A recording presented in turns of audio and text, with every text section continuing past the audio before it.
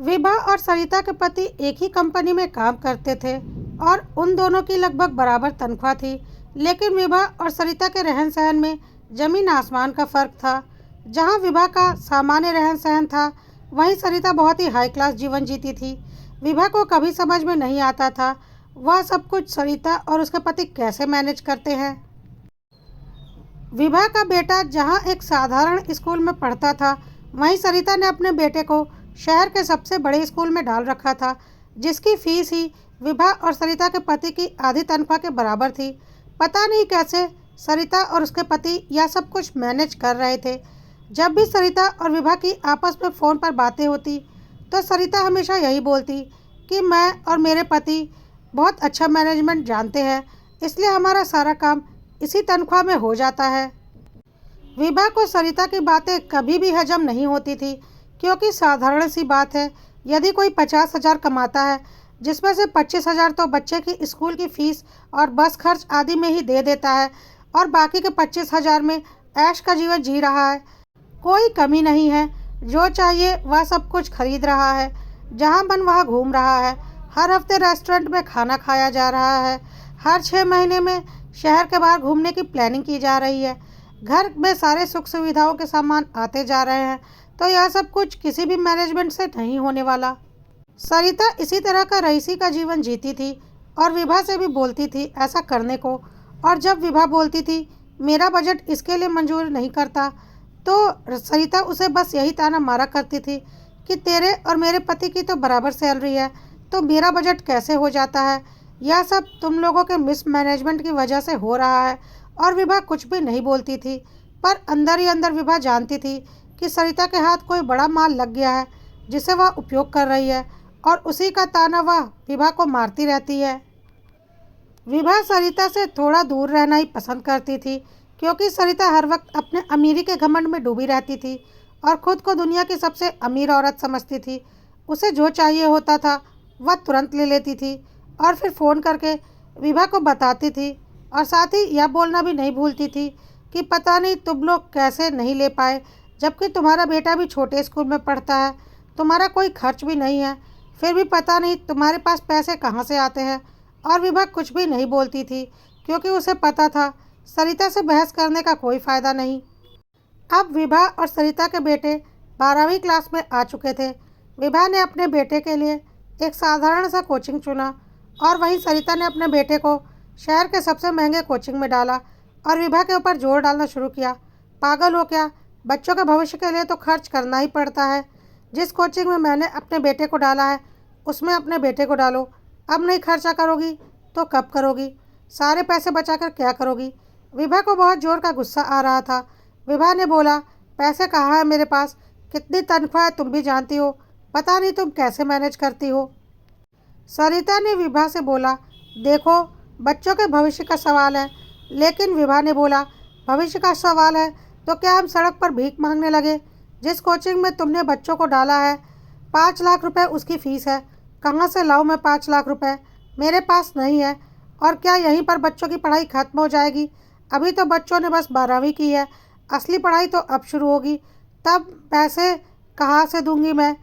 सरिता ने बोला, मैंने 5 लाख रुपए कहाँ से दिए, आखिर एक ही तो नौकरी करते हैं तुम्हारे और मेरे पति। तो विभा ने बोला, वह तुम जानो, मेरे पास 5 लाख रुपए नहीं है 12वीं की कोचिंग में देने के लिए। इसके कुछ दिनों बाद ही विभा और सरिता के पति दोनों की बाइक खराब हो रही थी। दोनों को नई बाइक खरीदनी थी। विभा के पति ने तो नई बाइक खरीदी, वह भी किस्तों पर, लेकिन वहीं सरिता के पति ने कार खरीद ली। विभा और उसके पति को लगता था कि इतना खर्चा आखिर वह करते कहाँ से है, अच्छा से अच्छा आदमी भी पागल हो जाए। लेकिन सरिता और उसके पति को रत्ती भर भी फर्क नहीं पड़ता था। उन्होंने महल जैसा घर सजा रखा था। हर महंगी चीज़ उनके घर में सजावट के रूप में रखी हुई थी। घर में जितने सुख सुविधाएं होनी चाहिए सब की सब थी। कुछ ना कुछ दाल में काला तो था, पर विभा और उसके पति को कुछ भी समझ में नहीं आता था। यह सब तो ठीक था, लेकिन बात बात पर सरिता जो विभा को ताना मारती रहती थी कि तुम लोगों का मैनेजमेंट सही नहीं है, इसलिए तुम लोग कुछ काम नहीं कर पाते, हम तो उतनी ही तनख्वाह में सब कुछ कर लेते हैं। इस बात से विभा को बहुत गुस्सा आता था। पता नहीं सरिता खुद को क्या समझती थी, जबकि विभा उससे कहीं ज़्यादा होशियार थी और बहुत हिसाब से अपना घर खर्च चलाती थी। कभी कभी तो विभा को लगता था कि सरिता का नंबर ही ब्लॉक कर दे, और सरिता विभा को बात बात पर ताना इसलिए मारती थी ताकि विभा अपने पति से लड़ाई करे। लेकिन विभा बहुत ही समझदार थी, उसे पता था कि सरिता के दिमाग में क्या खिचड़ी पक रही है।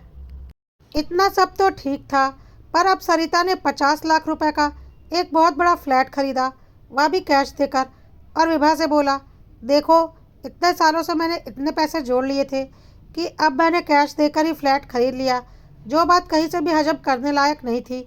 फिर भी विभा ने कुछ नहीं बोला, क्योंकि विभा को तो पता ही था कि सरिता को कोई गड़ा खजाना हाथ लग चुका है। जितने सरिता के खर्चे थे कि सैलरी से तो पूरे नहीं हो सकते थे, और उसके बाद 50 लाख रुपए जोड़कर कैश देकर फ्लैट ले लेना या तो कहीं से भी हजम होने वाली बात नहीं थी। पर फिर भी विभा चुप रहने में ही भलाई समझती थी, क्योंकि बहस करके भी क्या फ़ायदा था। सरिता ने नए फ्लैट में गृह प्रवेश की पूजा की। विभा और उसके पति को भी जाना था। सरिता ने अपने मायके और ससुराल से भी काफ़ी रिश्तेदारों को बुलाया था, और साथ में अपने जानने वालों को भी। विभा और उसका पति भी नए फ्लैट की पूजा में पहुंचे, और फ्लैट की सजावट देखकर विभा और उसके पति के तो होश ही उड़ गए। एक तो 50 लाख का फ्लैट, ऊपर से उसमें इतना इंटीरियर करवाया गया था कि 5 लाख से कम तो नहीं लगे होंगे, और अभी पार्टी का इतना खर्चा। विभा का पति विभा के कान में बोल रहा था, पता नहीं इतना खर्चा यह कहाँ से करता है। इतना खर्चा तो हमारी कंपनी का जीएम भी नहीं करेगा। भगवान जाने कौन सा खजाना इसके हाथ लग गया है। हर बार की तरह सरिता ने अपनी आदत के अनुसार विभा को ताना मारना शुरू कर दिया। उसने यह भी नहीं देखा कि इतने मेहमान हैं, और हंसी हंसी में बोलने लगी, यह विभा है, इसके और मेरे पति बराबर सैलरी पाते हैं, पर पता नहीं इनका मैनेजमेंट कैसा है। ना इन्होंने बड़े स्कूल में बच्चे को पढ़ाया, ना बड़े कोचिंग में डाला, और ना ही बड़ा घर खरीद पाए। और देखो, हमने इसी सैलरी में कितना कुछ कर लिया। यह सब मैनेजमेंट की वजह से होता है, और मेरे पति का मैनेजमेंट बहुत ही अच्छा है। कहकर सरिता ज़ोर ज़ोर से हंसने लगी। विभा को बहुत ज़ोर का गुस्सा आया। अकेले में तो ठीक था, अब सरिता की हिम्मत इतनी बढ़ गई कि पब्लिक में उसकी बेइज्जती करने लगी।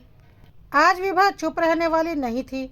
उसने भी ज़ोर से बोला, बिल्कुल, सरिता जी के पति का मैनेजमेंट बहुत ही अच्छा है। आज मैं आपको उनके पति का मैनेजमेंट बताती हूँ, क्योंकि आप लोगों को भी उनका मैनेजमेंट सीखने की ज़रूरत है, तभी तो इतना कुछ कर पाएंगे। वैसा तो कोई अपनी तनख्वाह नहीं बताता, लेकिन मैं बताती हूँ। मेरे पति और सरिता जी के पति की तनख्वाह 50,000 रुपये महीना है। अब मेरा मैनेजमेंट तो ख़राब है, आप लोगों ने सुन ही लिया, इसलिए हमारे पास कोई सेविंग नहीं होती, ना ही कोई बड़ा काम हम कर पाते हैं, ना ही बच्चों को बहुत बड़े स्कूल में डाल पाए। और अब इसी 50,000 की तनख्वाह में आप सरिता जी और उनके पति का मैनेजमेंट देख लीजिए, और साथ ही सीख भी लीजिए। तो चलिए शुरू करते हैं। सरिता जी के हाथ में महीने के 50,000 रुपये आते हैं, जिनमें से 25,000 रुपये उनके बेटे की स्कूल फीस और बस के फीस में चली जाती है, क्योंकि उन्होंने बहुत बड़े स्कूल में अपने बेटे का एडमिशन करा रखा है। आप लोगों को तो पता ही होगा। अब बचे हुए 25,000, तो चलिए उनका भी मैनेजमेंट देख लिया जाए। और 25,000 में से 6,000 का राशन तो आता ही होगा, 5,000 बिजली का बिल और 3,000 पेट्रोल का, 5,000 घर में काम करने वाली दाई, और 1,000 रुपये गैस सिलेंडर के, 2,000 दूध के, और 2,000 सब्जियों के, और 1,000 फल के, 2,000 रुपये मोबाइल और वाईफाई के रिचार्ज के, और 500 पेपर वाले का बिल, 500 केबल वाले का बिल, 500 के साबुन और शैम्पू तो होते ही होंगे। हो गए 24,500 रुपये। अब बचे 500 रुपये। उन 500 रुपये का मैनेजमेंट भी देख लिया जाए, और 500 रुपये से सरिता जी का मेडिकल इंश्योरेंस, LIC, FD, तीनों चीज़ें ही कवर हो जाती हैं। उसके बाद हर संडे में को होटल में खाना भी हो जाता है। महीने में 2-4 सूट भी खरीद लिए जाते हैं। कहीं भी घूमना हो जाता है। मल्टीप्लेक्स पर सिनेमा देखना भी हो जाता है। ब्यूटी पार्लर का खर्च भी निकल आता है। किटी पार्टी भी हो जाती है। घर के सामान भी आ जाते हैं। बैंक में अच्छी खासी सेविंग भी हो जाती है, जिससे कि बच्चे के 5 लाख रुपए की ट्यूशन फीस आसानी से दी जा सके। घर में एक से एक महंगे सामान भी आ जाते हैं। कार भी खरीद ली जाती है, और सबसे बड़ी बात, कैश 50 लाख रुपए देकर इतना बड़ा घर भी खरीद लिया जाता है। उन 500 रुपये की सेविंग का यह कमाल है। क्यों, सरिता जी का मैनेजमेंट है ना कमाल का। विभा का पति इशारों में विभा को चुप रहने के लिए बोल रहा था, लेकिन विभा आज चुप होने वाली नहीं थी, क्योंकि सरिता ने आज सारी हदें पार कर दी थी। सरिता का पति तो उसे खा जाने वाली नज़रों से घूर रहा था, पर कुछ कर नहीं सकता था। आज विभा ने अपने दिल की सारी भड़ास निकाल दी। यह सब कुछ नहीं होता यदि सरिता फालतू की बकवास नहीं करती, लेकिन सरिता तो अपने घमंड में चूर थी। उसने एक बार भी नहीं सोचा कि जो देखकर सामान्य नहीं लगता उसके बारे में बार बार यह बोलना कि यह सब कुछ हमारे मैनेजमेंट का कमाल है, कौन यकीन करेगा। इसलिए सरिता को आईना दिखाना भी जरूरी हो चुका था। विभा अभी यह सब कुछ बोल ही रही थी कि सरिता की भाभी बोल पड़ी। विभा जी बिल्कुल ठीक कह रही हैं आप, और आज मैं आपको इनके मैनेजमेंट की पूरी कहानी सुनाती हूँ कि उनके पास कौन सा जादुई मैनेजमेंट है। तो इनके जादुई मैनेजमेंट की कहानी यह है कि जब से मेरे ससुर जी गुजरे हैं, इन्होंने मेरी सासू माँ को पूरी तरह से अपने कब्जे में ले लिया है।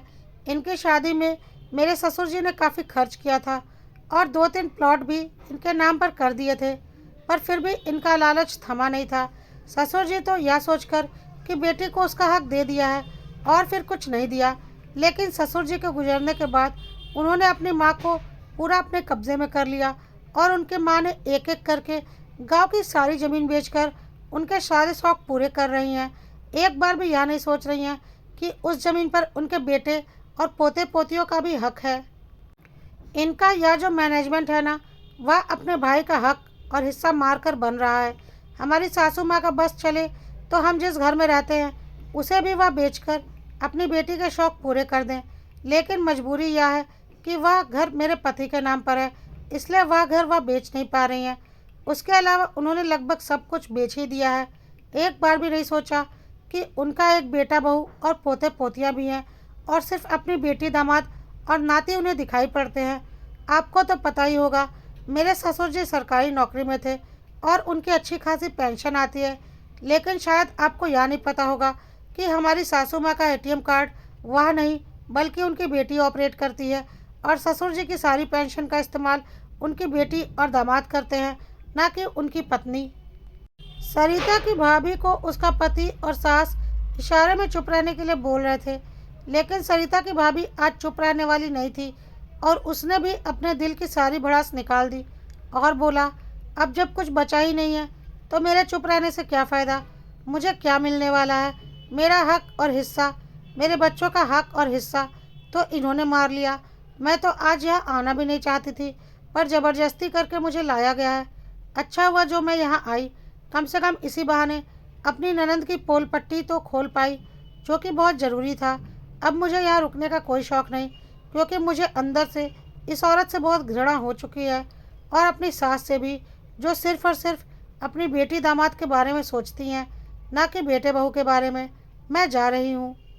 सरिता की भाभी ने बोला, उम्मीद होगी आप लोगों को सरिता और उनके पति का सारा मैनेजमेंट समझ में आ गया होगा।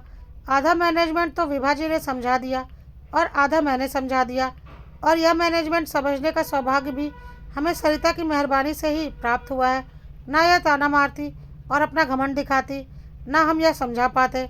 लेकिन अच्छा ही हुआ, कम से कम आप लोगों को कैसे मैनेजमेंट करके पैसे बचाने हैं और अपने बड़े बड़े शौक़ पूरे करने हैं, यह बात तो समझ में आ ही गई होगी। जो भी होता है अच्छे के लिए होता है, कहकर सरिता की भाभी चली गई। विभा को भी अब वहाँ रुकने में कोई इंटरेस्ट नहीं था, क्योंकि माहौल तनावपूर्ण बन चुका था।